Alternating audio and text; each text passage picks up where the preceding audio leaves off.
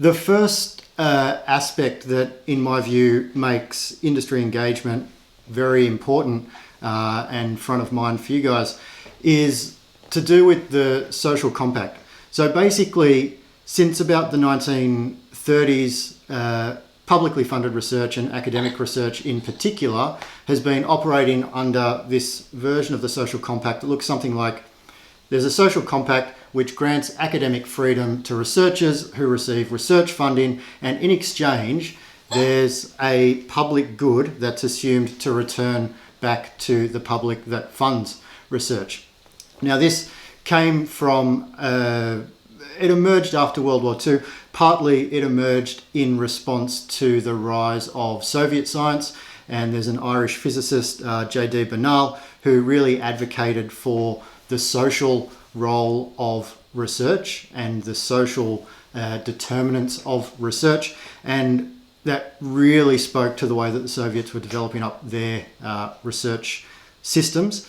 But as a response to that, there was a liberal backlash, and it came through people like Vannevar Bush, who wrote a piece called The Scientific Frontier and effectively argued for academic freedom. And then another Hungarian-British chemist and social scientist, Michael Polanyi. And basically, the version of the social compact that they put forward was summed up quite nicely in this quote from Polanyi: "Science munificently showering gifts on all men when allowed freely to pursue its own spiritual aims, but collapsing into barren torpor if required to serve the needs of society." In other words, give us the money, let us do our thing, and good will come from it. And on the back of this came the idea of academic freedom, which is effectively, again from Polanyi, scientists freely making their own choice of problems and pursuing them in the light of their own personal judgment. And again, this is more or less the version of the social compact and the version of academic freedom that you guys have inherited today and still operate under. And it comes directly out of this World War II context, and on the back of things like the Manhattan Project that demonstrated the ability of scientific basic knowledge to be mobilized when facing great threats. So there are a couple of problems with this. And the first is that there's little to no transparency in that version of the social compact.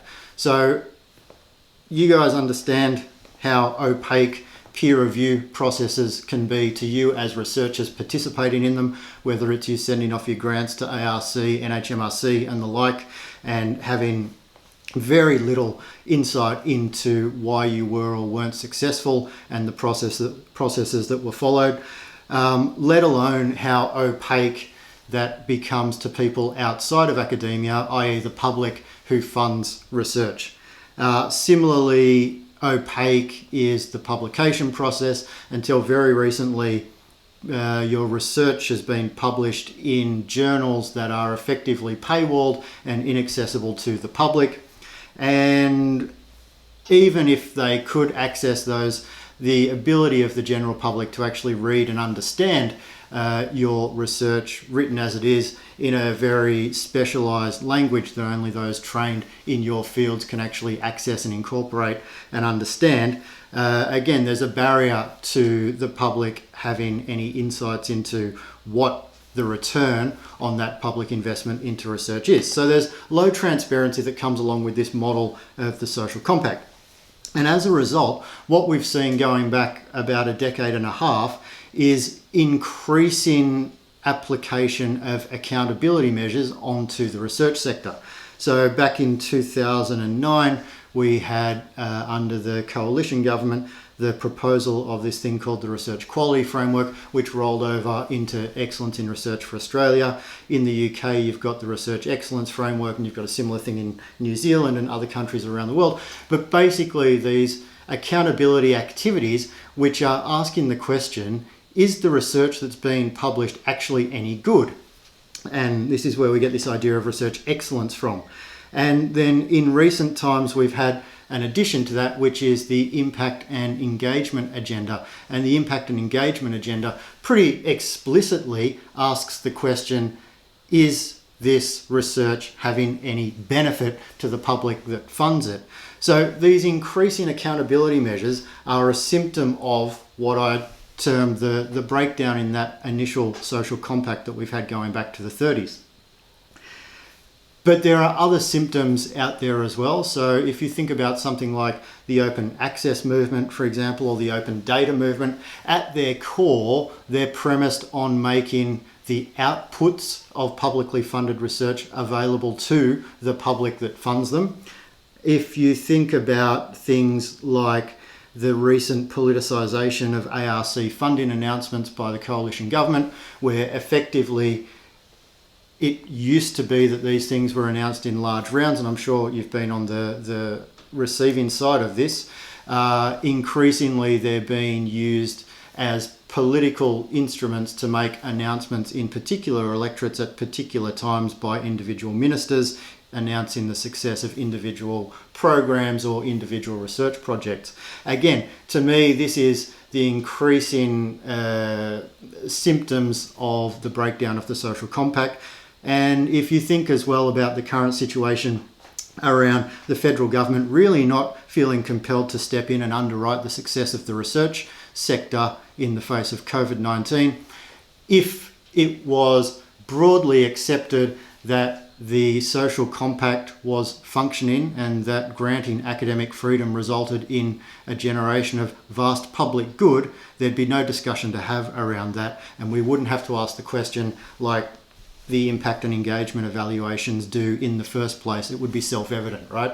So I think all signs point to this social compact being broken down.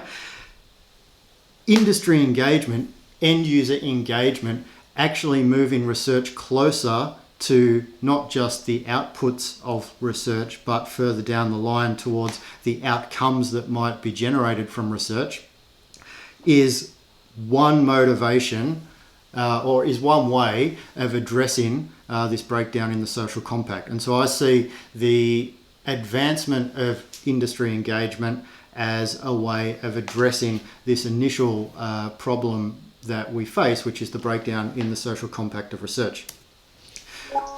Now, the second piece of context for talking about industry engagement that I want to put out there is the following chart. Now, this is from 2016. The latest data were released in May, and for all of the obvious reasons, I haven't had time to update this chart. But effectively, Australian universities spend $4.08 billion. In fact, they probably spend quite a bit more than that now. But they spend that much more on research than they actually earn from sources generated by research. So what you've got on the left is the sum total in 2016 of university expenditure on research in Australia. And what you've got in all of the blue bars is a breakdown by Category 1, Category 2, Category 3, Category 4 HERDC funding, research block grants, which are institutional block grants, commercialisation revenue, and universities' total research equity holdings. So that's equity they hold in entities that they've commercialised. And the difference there in 2016 was about $4 billion, right? And it's because of this discrepancy between research expenditure and research revenue that we have the international students as a market that's been depended upon to fund our university-based research. So we all understand the implications of this $4.08 billion. But there are a couple of drivers of this discrepancy. So the first is simply the indirect costs of research. So universities effectively can't recover the real costs of doing research through their current pricing mechanisms. So when a piece of equipment is funded under a one-off ARC or NHMRC grant, it covers the direct purchase costs of that equipment, but not the indirect costs of running that equipment and maintaining that equipment. Equipment effectively has to be plugged into a wall somewhere, someone has to run it, and it has to be put in a building. Its value depreciates over time, and there are all of these other indirect costs associated with housing that piece of equipment that's paid for out of an ARC or NHMRC grant, which isn't covered in the grant itself, which I'm sure you all know. But this is one of the biggest drivers of that discrepancy between research expenditure and research revenue. But the second driver of that discrepancy is actually the balance of institutional grants, so research funding provided directly to the university to run and manage its research portfolio, versus project grants which go to you directly as researchers. So the logic of our research funding system is that we have a proportion of our funding going through ARC and HMRC, and that covers the direct costs. But then we've got this mechanism called the research block grants, which is meant to recoup or account for universities' incurred costs in indirectly incurred through administering ARC and HMRC grants. The problem's been that from 2000 to continues to this day, but the numbers here from 2000 to 2013 are the problematic ones. The research block grant component, so the component to cover the indirect costs of research, only grew 19%. The ARC, NHMRC and other Category 1 funding, so the direct project funding on which universities incurred the indirect costs, actually grew 110% in that same period. So effectively, more projects were being funded and greater money was going to fund projects, but universities' ability to recoup that and account for the indirect costs of administering those grants hasn't kept pace. So again, that goes towards describing that discrepancy that we've got. Now, there are a couple of really concerning things coming up in the near future. So as of next year, the research block grant formula effectively diminishes the value of return on the dollar for ARC and NHMRC grants. So basically, the formula used to be weighted heavily towards ARC and NHMRC grants so that it was directly tied to recouping those indirect costs. Now, the single biggest driver of that allocation is your industry engagement revenue. So your category 2, 3, 4 revenue actually gets more money back to the university than the ARC and HMRC grants that they win does. So again, the logic of recouping the indirect costs of category 1 funding is being lost and diminished, and that gap is going to effectively increase. And the other big thing that's going to exacerbate this problem is the Medical Research Future Fund, which when it's fully online in a few years will be distributing an extra $1 billion of category 1 funding per year, and it was fully capitalized as of last week.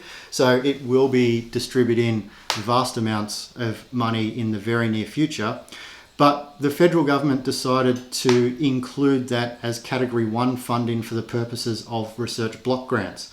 So without increasing the money that research block grants distribute, they're actually watering down again the indirect costs that can be recouped dollar for dollar in the research block grant funding. So just to give you an idea of the implications of that, if we took last year's distribution of research block grants, for every $1 of ARC or NHMRC funding that Deakin University received, it would have received an extra 22 cents in the research block grants. If you incorporate the full Medical Research Future Fund $1 billion into the allocation mechanism, what Deakin would actually receive is only 13 cents in the dollar. And that's a huge discrepancy. So that's a 30% discrepancy in that indirect cost recovery. So that difference of $4 billion is going to get even bigger in coming years. So again, this is the context in which industry engagement is a really important thing for every university to be focused on.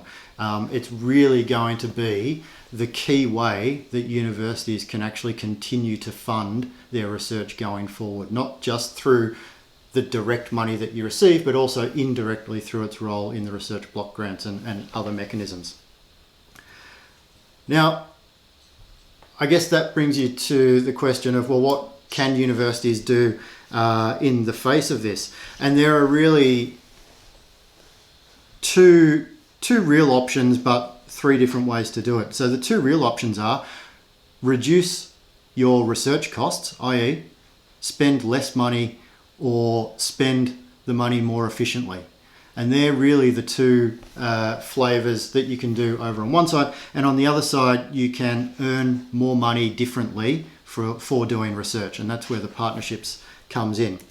But basically, in terms of efficiency, the work that we do at Research Strategies Australia is really about working through the systems and processes that support research inside of universities. So your pre-award and your post-award grants administration largely, and the systems and the administrative support services that sit around that, and trying to make that a lot more efficient. That's not of particular interest to this group, so we won't dwell on it. The second, which is of more interest, is around actually looking to additional funding sources. And there are a couple of funding sources coming online, such as the MRFF, but also over in the EU, EC, Horizon Europe. Now, the thing that actually differentiates these two funding programs from ARC and NHMRC is that they cover the full costs of research projects. So they don't actually have the issue of incurring additional indirect costs into the university. MRFF, that's not how it's played out to date. There have still been large indirect costs associated with that, but in theory, that's how it's meant to operate. And Horizon Europe explicitly is about the full cost of funding. So you can actually start to look to these programs in order to replace some of your lost leading revenue from ARC and HMRC.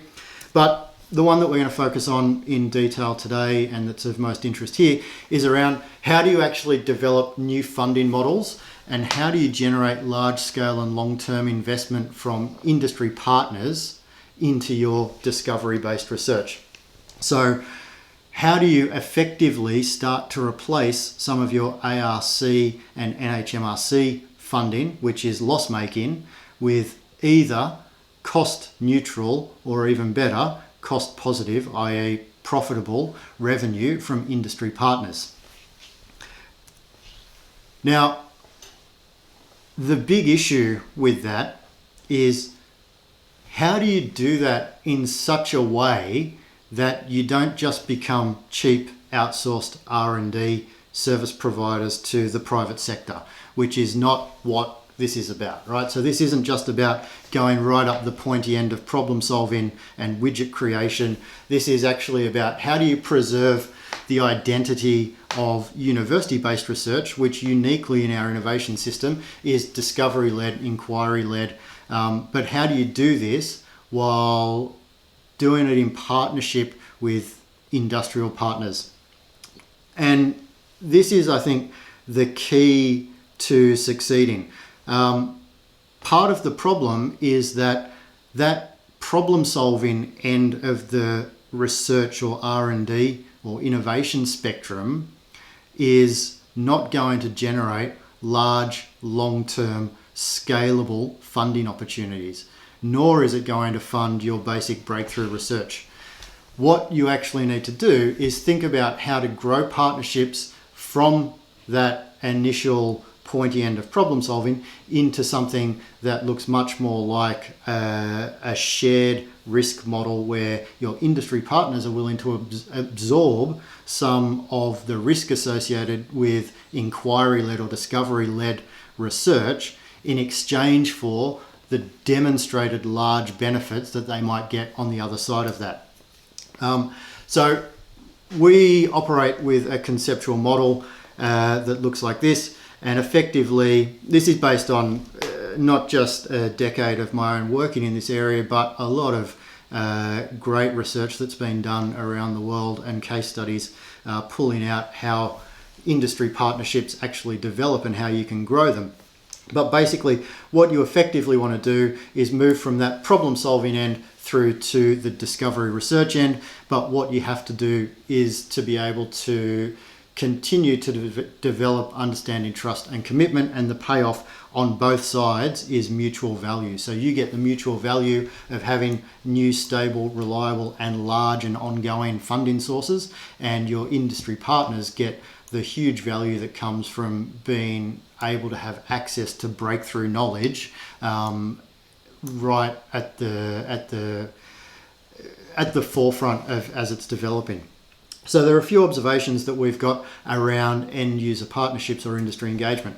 And the first is that successful transactional collaborations actually are really helpful in raising awareness between partners and effectively establishing a track record in working together. So this is something like a linkage grant, or this is something like a smaller than a linkage grant perhaps, but some grant is usually the catalyst for this, and it's really directed towards solving a pretty short-term problem for an industry partner.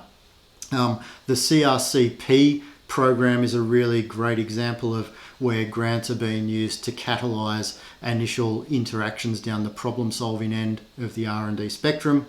But what this does is demonstrate that partners can work together, and also starts to bring to the surface issues around similarities and differences between institutions. And that's really important, because then you can start to address them.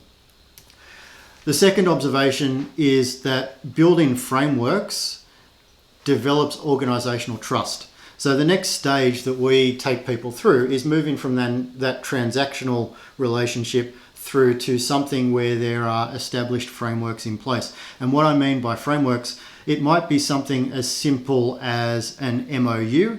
It might be something as simple as a standing IP agreement. It might be simply the cross-pollination of personnel between organisations. It might be attending each other's board meetings. It might be having access to each other's employees, or just, I guess, semi-formalising the relationship in things that are established and ongoing. And what this really does is start to open up the channels of communication between the two organisations and allow for the free flow of information to start to happen. The way that you scale up these relationships is by making more and more people from within the two organisations able to engage with each other with as little red tape and as few barriers as possible to get through. And then the final thing that we see is that you consolidate all of this by co-investing in altogether new institutions. And this is where the substantial benefit for both parties comes in. And this is things like joint ventures, or this is things like jointly administered ongoing programs, there are plenty of examples across all kinds of disciplines that we can talk about, but it's effectively systematizing the relationship in some new jointly owned, jointly managed, jointly run entity.